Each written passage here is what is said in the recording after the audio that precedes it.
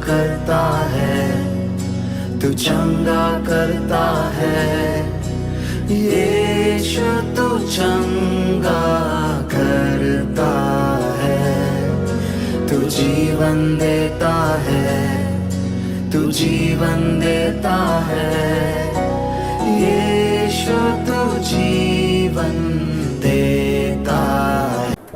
मत्ती सुवर्तमान उसका पहला अध्याय उसका 21वां वचन। वह पुत्र जनेगी और तू उसका नाम यीशु रखना, क्योंकि वह अपने लोगों का उनके पापों से उद्धार करेगा। यहाँ पर एक प्रक्रिया बताई गई है कि यीशु मसीह इस पृथ्वी पर जन्म लेने वाला है। केवल जन्म नहीं लेने वाला, वो अपने लोगों के लिए उनके पापों से उद्धार करेगा। किनके लोगों का? अपने लोगों का। यीशु को जानने वाले, यीशु को स्वीकारने वाले उनके लोगों का क्या करेगा? वो पापों से उद्धार करेगा। यहाँ पर टर्म्स एंड कंडीशन दिया गया, अपने लोग। जो लोग परमेश्वर से प्रेम करते हैं उनके लिए सारी बातें मिलकर भलाई को उत्पन्न करती है, अर्थात वे लोग जो परमेश्वर के नाम से ठहराए गए। यहाँ पर टर्म्स एंड कंडीशन है प्रियो। आपको जानना है कि यीशु मसीह ने आपके पापों के लिए प्रियो अपना बलिदान दिया है, और यीशु मसीह प्रियो इस पृथ्वी पर इसलिए जन्म पाया है कि उसके लोग, उसके अपने लोग उद्धार प्राप्त करें। हालेलुया। हम देखते हैं कि हमारे परिवार में भी होता है कि अपने लोगों को पहला प्रेफर किया जाता है। अपने घर के लोगों को, अपने परिवार के सदस्य के लोगों को हम हमेशा पहला ध्यान देते हैं। यहां तक कि जब चेलों की संख्या बढ़ रही थी तो उनके बीच में वाद विवाद क्या था कि वहां पर अन्य अन्य जाति के लोग थे, वो क्या कर रहे थे? अपने लोगों को खाना पहला दे रहे थे, पर जो यूनानी थे, जो अन्य जाति के लोग थे, उन्हें भोजन नहीं मिल रहा था। तो उनके बीच में क्या हो रहा था? वाद विवाद हो रहा था। तो प्रिय, यहां पर भी हमें देखेगा अपने लोग, वो अपने लोगों के लिए क्यों आ रहा है? उद्धार के लिए आ रहा है। हालेलुया। वो अपने लोगों को क्या करना चाहता है? उद्धार करना चाहता है, उन्हें पापों से मुक्त करना चाहता है। और यही प्रियो यीशु मसीह का मूल्य, ये इस पृथ्वी पर आने का मकसद है। हालेलुया। हम देखते प्रियो, आज का मेरा विषय है परमेश्वर की देन। आज का हमारा विषय क्या है? परमेश्वर की देन। तो प्रियो, यहां पर हम देखते हैं कि परमेश्वर का वचन हमसे क्या कहता है कि अपने लोगों के लिए वो उद्धार करेगा। प्रियो, अपने लोग कौन है, यह हमें मसीह जीवन में जानने की जरूरत है। हम देखते हैं कि हमारे भारतवर्ष में बहुत बड़े बड़े नेता है जिन्होंने अपना काम धंधा, अपना व्यवसाय, अपना बिजनेस पूरी रीति से अपने लोगों के लिए निछावर कर दिया। हम देखते हैं कि हमारे बीच में रतन टाटा जैसे ग्रुप प्रियो, उन्होंने देश के लिए बहुत महान काम किया। देश की जीडीपी के लिए, देश की उन्नति के लिए उनका बहुत बड़ा योगदान है। उन्होंने अपने देश के लिए, वो आए थे इराक की तरफ से, पर वो हमारे देश में बस गए और उन्होंने अपने देश के लिए बहुत योगदान दिया। विशेष करके मुंबई, महाराष्ट्र के लिए उनका बहुत बड़ा योगदान है। हम देखते हैं गांधी जी के बारे में। गांधी जी ने भी अनेक देशों के लिए अपना बहुत योगदान दिया। 28 देशों में गांधी जी की मूर्तियां लगी है। कोई भी बड़ा प्रधानमंत्री या कोई भी आता है कौन से भी देश का, तो आकर वो दंडवत करते। पर प्रियो, देखते हैं कि ये जो भी लोग थे, ये जो भी महान नेता थे या महान लोग थे, इन्होंने देश के लिए तो काम किया, समाज के लिए तो काम किया, पर उनके मृत्यु के द्वारा किसी का उद्धार नहीं हुआ है। अमेरिका में जॉर्ज वॉशिंगटन आए, बिल क्लिंटन आए, अब्राहम लिंकन आए, अनेक बड़े बड़े लोग आए, पर उन्होंने देश के लिए, समाज के लिए काम तो किया, पर उनके कामों के द्वारा किसी का उद्धार नहीं हुआ। यीशु मसीह का जन्म इसलिए हुआ है प्रियो, अपने लोगों का क्या करेगा? वो पापों से उद्धार करेगा। प्रियो, पृथ्वी पर एक ऐसा पुत्र की जरूरत थी जो हमारे पापों की क्षमा करे, जो हमें पापों से छुड़ाए। और यहां पर किसी भी मनुष्य के द्वारा यह बात हमारे जीवन में संभव नहीं होने वाली थी, और ये यीशु मसीह ही एक जरिया था जिसके द्वारा पापों की क्षमा हो। प्रियो, आप इस काल और इस समय में जन्म पाए हैं, इसलिए आपको लग रहा है कि ठीक है, ये चल रहा है। पर प्रियो, पवित्र शास्त्र बताता है कि जब पृथ्वी की स्थापना नहीं थी, जब पृथ्वी को बनाया नहीं गया था, तो पवित्र शास्त्र हमें बताता है कि परमेश्वर ने अपने पुत्र को इस पृथ्वी के लिए दे दिया था। हालेलुया। क्योंकि हमारे लिए एक समय है और हम एक समय में बंधे हुए, पर परमेश्वर के लिए समय नहीं है प्रियो। परमेश्वर समय के बाहर है, यीशु मसीह समय से परे है। मनुष्य जाति को समय की जरूरत है, और इसलिए प्रियो यीशु मसीह इस मानव जाति के लिए आया। हमें देखने को मिलता है कि यीशु मसीह ने जब पृथ्वी पर प्रियो जन्म लिया तो वो किसी राजमहल में जन्म पा सकता था, किसी पैलेस में घर जन्म पा सकता था, या बड़े बड़े जो उद्योगपति होते हैं उनके घर में वो जन्म पा सकता था, और एक ऐसे छोटे से गाय के चरनी में उसने जन्म लिया। जब यीशु मसीह का जन्म हुआ गया, उन्हें कहां पर भी मोटेल या होटल मिला नहीं। उन्होंने वहां पर रहने की व्यवस्था के लिए बहुत कोशिश की होगी प्रियो, पर उन्हें कहीं पर भी जगह नहीं मिली। और हमें देखने को मिलता है कि वो एक चरनी में उससे जन्म लिया है। आप सबको पता होगा कि हम जब गाय के चरनी में जाते, वहां पर गोबर का एक अलग प्रकार का स्मेल होता है, वहां पे नाना प्रकार के बैक्टीरियाज होते हैं, और वो बैक्टीरिया छोटे बच्चों के लिए काफी हानिकारक है प्रियो। पर हमें देखने को मिलता है कि परमेश्वर ने वो इस प्रकार के गाय के चरनी में जन्म लिया कि जिसके द्वारा वो पूरी रीति से दीन होकर, नम्र होकर, वो अपने आप को मनुष्य के रूप में ढाल कर आया कि हमारे पापों के लिए वो बलिदान करे। केवल प्रियो हमारे पापों के लिए यीशु मसीह इस पृथ्वी पर जन्म लिया है। और ये सारी बातें प्रियो हमारे लिए बहुत आशीष की बात है कि हमारे लिए एक पुत्र दिया गया, और ये परमेश्वर की देन है प्रियो। हम देखते हैं कि पहला यूहन्ना उसका 4वां अध्याय उसका 9वां वचन हम पढ़ेंगे। जो प्रेम परमेश्वर हमसे रखता है, जो प्रेम परमेश्वर हमसे रखता है, वो इससे प्रकट हुआ कि परमेश्वर ने अपने एकलौते पुत्र को जगत में भेजा है, परमेश्वर ने अपने एकलौते पुत्र को जगत में भेजा है कि हम उसके द्वारा जीवन पाए। कि हम उसके द्वारा क्या पाए? जीवन पाए। ये परमेश्वर की शुरुआत से योजना थी कि मनुष्य जाति एक जीवन पाए, और उस जीवन पाने के लिए उसके पुत्र की हमें जरूरत है। हमारे ताकत के द्वारा हमें वो अनंत काल का जीवन नहीं मिल सकता, अनंत काल के जीवन में हमारा प्रवेश नहीं हो सकता। इसलिए हमें प्रियो एक मसीहा की जरूरत है, एक पुत्र की जरूरत है जो हमें अनंत काल का जीवन दे। और पिता ने अपने पुत्र के द्वारा यह हमें अनंत काल का जीवन दिया है। परमेश्वर का वचन कहता है यूहन्ना 3:16 में कि परमेश्वर ने जगत से ऐसा प्रेम किया कि वरन अपना एकलौता एक पुत्र दे दिया, किसी का नाश ना हो पर उसे अनंत काल का जीवन मिले।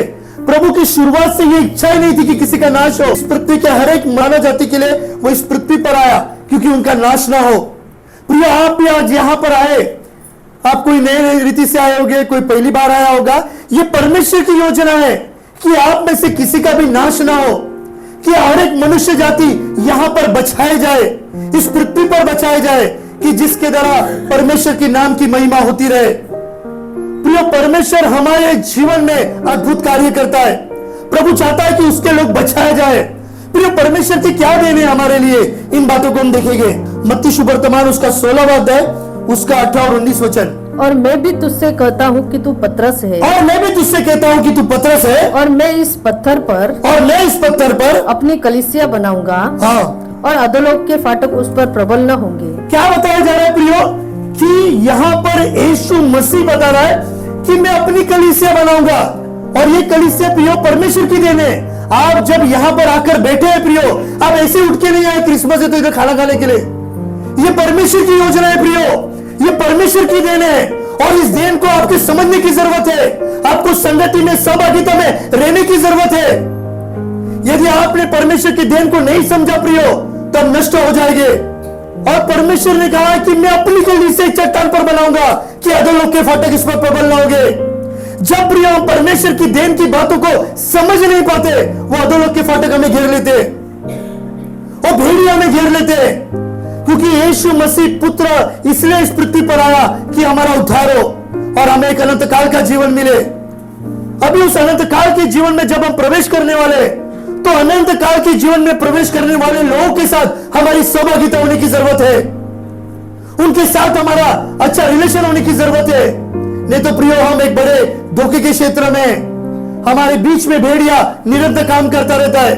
वो एक अच्छे प्रवक्ता के समान आता है, उसे क्या शेपुट और ऐसी सींग नहीं होती, वो प्रेज द लॉर्ड हालेलुया करके आता है आपके पास। वो बड़े बड़े भविष्यवक्ताओं की बातें कहकर आता है, बड़े बड़े वचनों का न्याय लेकर आता है। आपको सावधान रहना है प्रियो, आपको पहचानना है कि ये सच में भेड़ है क्या भेड़िया है, कि जिसके द्वारा आपका बचाव होता रहे। आगे 19 मैं तुझे स्वर्ग राज्य की कुंजियां दूंगा, मैं तुझे स्वर्ग के राज्य की कुंजियां दूंगा, और जो कुछ तू पृथ्वी पर बांधेगा और जो कुछ तू पृथ्वी पर बांधेगा वो स्वर्ग में बंधेगा, वो स्वर्ग में बंधेगा, और जो कुछ तू पृथ्वी पर खोलेगा और जो कुछ तू पृथ्वी पर खोलेगा वह स्वर्ग में खुलेगा। वो स्वर्ग में खोलेगा।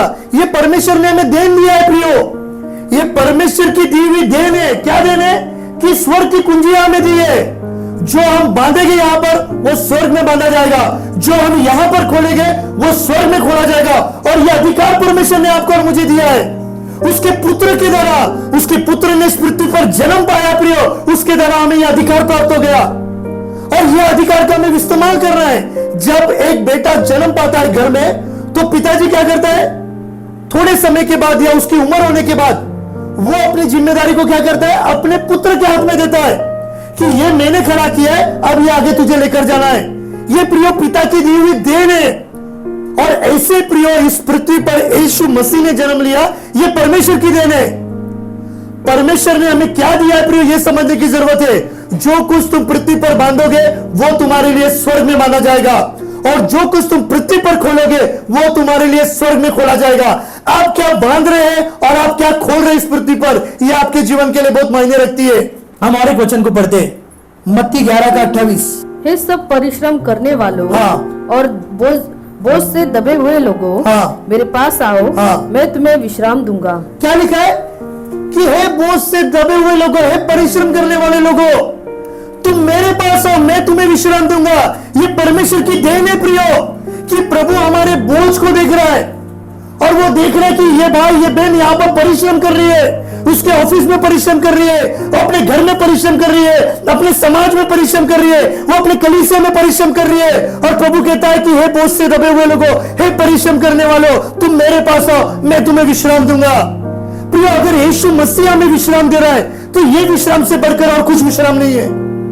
अनेक लोग विश्राम पाने के लिए घूमने के लिए जाते, अनेक लोग विश्राम पाने के लिए पिक्चर देखने के लिए जाते, पर वे विश्राम नहीं पाते। और ये विश्राम उसका चंद भर का होता है, ये थोड़े समय के बाद विश्राम खत्म हो जाएगा। पर यीशु जो विश्राम देता है, ये प्रिय हमारे लिए कभी खत्म नहीं होगा।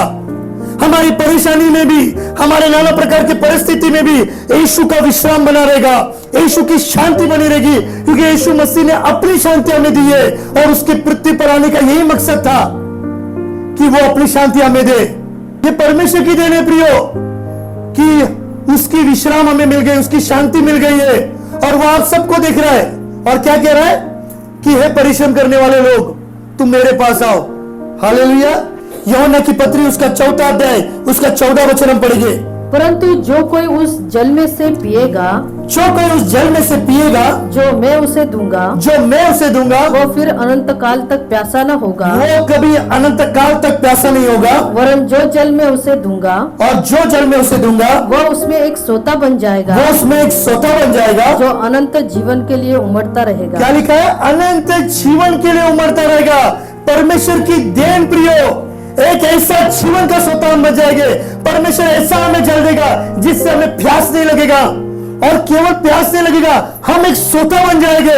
हमारे पास आने वाले लोगों को शांति मिलेगी, क्योंकि मसीह की शांति हमारे पास है। हमारे पास आने वाले लोगों के लिए एक अच्छा एडवाइस मिलेगा, मार्गदर्शन मिलेगा, अच्छे अच्छे लोग आपके पास आएंगे, और आप उनके लिए एक जीवन का सोता बन जाएंगे, क्योंकि आप परमेश्वर के वचन से उमड़ रहे। परमेश्वर ने आपको जो विजडम दिया है, जो योजना दिया है, वो आपसे उमड़ रहा है। और एक आप इस समाज के लिए क्या है? एक जीवन का सोता है प्रिय, एक जल का सोता है। जो कोई भी आपके पास आएगा वो तृप्त होकर जाएगा। ये प्रिय परमेश्वर का देन है। हमें समझना है कि परमेश्वर ने हमें किस किस प्रकार की आशीषें दी है, किस प्रकार की देन दी है। वो पृथ्वी पर आया केवल अपना मकसद पूरा करके नहीं गया। जो मनुष्य अपना मकसद पूरा करने आता है वो स्वार्थी ठहराया जाता है, पर जो अपने मकसद के द्वारा कुछ अधिकार भी हमें देकर जाता है वो स्वार्थी नहीं ठहरता। फिर एक बार इस वचन को पढ़। परंतु जो कोई उस जल में से पिएगा, जो कोई उस जल में से पिएगा, जो मैं उसे दूंगा, जो मैं उसे दूंगा, जो कोई जल में से पिएगा, जो मैं उसे दूंगा। परमेश्वर जो देता है वो जल पीने के लिए कहा गया है। और ये जल कभी आपको मिलेगा जब आप परमेश्वर के पास जाएंगे। जब आप परमेश्वर के पास जाएंगे, उसके सानिध्य में जाएंगे, तब परमेश्वर उसका जल आपको देगा। तो किधर भी जाने के लिए प्रियो मांगना पड़ता है, बराबर ना? किधर जाएंगे, पानी चाहिए तो मांगना पड़ता है। ऐसे ही जब हम परमेश्वर के पास आते तब हमें प्रियो परमेश्वर क्या करता है, अपना जल देता है आगे। वह फिर अनंत काल तक प्यासा न होगा, वो अनंत काल तक प्यासा नहीं होगा, वरन जो जल में उसे दूंगा और जो जल में उसे दूंगा वह उसमें एक सोता बन जाएगा, वो उसमें एक सोता बन जाएगा, जो अनंत जीवन के लिए उमड़ता रहेगा। वो अनंत जीवन के लिए उमड़ता रहेगा। हालेलुया। परमेश्वर के जल को पीने के द्वारा हम अनंत काल तक के लिए प्रियो क्या रहेंगे, उमड़ते रहेंगे, एक सोता बन जाएंगे, और हमारे द्वारा अनेक लोग आशीष प्राप्त करेंगे प्रियो। यूहन्ना की पत्री उसका 6:51 को हम पढ़ेंगे। जीवन की रोटी जो स्वर्ग से उतरी, जीवन की रोटी जो स्वर्ग से उतरी मैं हूँ। मैं हूँ। यदि कोई इस रोटी में से खाए यदि कोई इस रोटी में से खाए तो सर्वदा जीवित रहेगा, और सर्वदा जीवित रहेगा, और जो रोटी मैं जगत के जीवन के लिए दूंगा और जो रोटी मैं जगत के जीवन के लिए दूंगा वह मेरा मांस है। वो मेरा मांस है। मैंने गए दिनों में बताया था आपको कि यीशु मसीह जीवन की रोटी है, और जब हम यीशु को खाते हैं प्रियो, हम उसके शरीर और मांस को खाते हैं। जब हम एक अन्य जाति के लोगों को बोलेंगे कि यीशु का मांस खा, तो बोलेगा अरे तुम्हारा परमेश्वर नरभक्षी है। मैंने इसके बारे में बताया था प्रियो, रोटी यीशु मसीह का वचन है। यीशु मसीह कहता है कि मनुष्य केवल रोटी से नहीं पर परमेश्वर के हर एक मुख से निकले हुए वचनों से जीवित रहेगा। और ये रोटी प्रियो परमेश्वर का वचन है। जो कोई इस वचन को खाएगा प्रियो, वो किससे खाता है, यीशु मसीह के शरीर को खाता है। और ये प्रियो परमेश्वर ने हमें अधिकार दिया है, ये हमारे लिए परमेश्वर की देन है। जब जब हम यीशु मसीह की देह को खाते हैं, उसके वचन को पढ़ते हैं, उससे मनन करते हैं, वैसे ही हम भी और यीशु मसीह के निकट आते हैं प्रियो। इसलिए प्रियो हमेशा इन बातों पर हमें ध्यान देने की जरूरत है। यूहन्ना की पत्री उसका 10:28 को पढ़ेंगे। और मैं उन्हें अनंत जीवन देता हूँ, मैं उन्हें एक अनंत जीवन देता हूँ, वे कभी नष्ट न होगी, वे कभी नष्ट न होंगे, और कोई उन्हें मेरे हाथ से छीन न लेगा। कोई उन्हें मेरे हाथ से नहीं छीन लेगा। हालेलुया। प्रियो क्या है परमेश्वर की देन हमारे लिए, एक अनंत काल का जीवन। पर यहाँ पर यीशु मसीह ने अपने वचन में क्या लिखा है कि मैं तुम्हें एक अनंत काल का जीवन देता हूं, और तुम्हें मेरे पास से कोई छीन नहीं सकता। हालेलुया। ये परमेश्वर का देन है प्रियो। आप नाना प्रकार के विचारों में होगे, आप नाना प्रकार के परेशानी में होगे, पर यहां पर यीशु का वचन कह रहा है कि तुम्हें मेरे हाथ से कोई छीन नहीं सकता। हालेलुया। आपके प्रति, आपके विरोध में कितने प्रकार की योजनाएं, षड्यंत्र बनाई जाए होगी। आप जहां समाज में, कंपनी में, फैक्ट्री में, पड़ोस में, कलीसिया में आप अपने आप को ग्रस्त महसूस करते होंगे, पर परमेश्वर का वचन आपसे बात कर रहा है कि आपको यीशु मसीह के हाथ से कोई छीन नहीं सकता। हालेलुया। प्रिय, परमेश्वर का वचन हमें बल और ताकत देता है। परमेश्वर का वचन हमारे मलम पट्टी का काम करता है। यह हमें समझने की जरूरत है। जब आप यहां पर आए प्रियो, मैं आपको बताना चाहता हूं कि प्रभु के हाथ से आपको कोई छीन नहीं सकता। केवल आपको परमेश्वर के निकट रहने की जरूरत है। जो पुत्र हमारे लिए दिया गया है, जो उद्धार करता है, जो पापों की हमारी क्षमा करने वाला है, उसके निकट हमें रहने की जरूरत है। यूहन्ना की पत्री उसका 14:27। मैं तुम्हें शांति दिए जाता हूँ, मैं तुम्हें शांति दिए जाता हूँ, अपनी शांति तुम्हें देता हूँ, अपनी शांति तुम्हें देता हूँ, जैसे संसार देता है। हाँ। मैं तुम्हें नहीं देता। हाँ। तुम्हारा मन व्याकुल न हो, हाँ। और न डरे। क्या लिखा है प्रियो? तुम्हारा मन व्याकुल ना हो और ना डरे। ये लास्ट के 2 शब्द याद ध्यान रखिएगा। तुम्हारा मन व्याकुल ना हो और तुम ना डरे। और क्या कहता है यीशु मसीह? मैं तुम्हें अपनी शांति दिए हुए जाता हूं। प्रियो, यहां पर मतलब मनुष्य व्याकुल रहता है और डरता है, परिस्थितियों में डरता है, व्याकुल होता है, बेचैन होता है, वैचारिक लड़ाई करता है। पर यह परमेश्वर की देन है प्रियो कि प्रभु ने अपना पुत्र दिया और उसकी शांति हमें दी है। परमेश्वर की शांति, यीशु की शांति प्रियो हमें व्याकुलता से बचाए रख सकती है, हमें वैचारिक लड़ाई से बचाए रख सकती है। और ये परमेश्वर ने हमें दिया है प्रियो। जब आप ऐसी वैचारिक बातों में, जब आप ऐसे संघर्ष से जा रहे हैं या परेशानी में जा रहे हैं, तब इन वचनों की घोषणा कीजिए कि प्रभु तेरा वचन कहता है कि मैं अपनी शांति दिए जाता हूं तुझे। तेरा वचन कहता है मैं अपनी शांति तुझे दिए हुए जाता हूं। मेरा मन व्याकुल ना हो, मेरा मन डरे नहीं प्रभु, ये तूने मुझे कहा है और ये तेरा वचन मैं मेरे जीवन में घोषित करता हूं। जब प्रियो आप वचन का आधार लेकर काम करेंगे, वचन काम करेगा। वचन का आधार लेकर प्रार्थना करना है, वचन काम करता है प्रियो। और निश्चय प्रियो वचन हमें छुड़ाता है।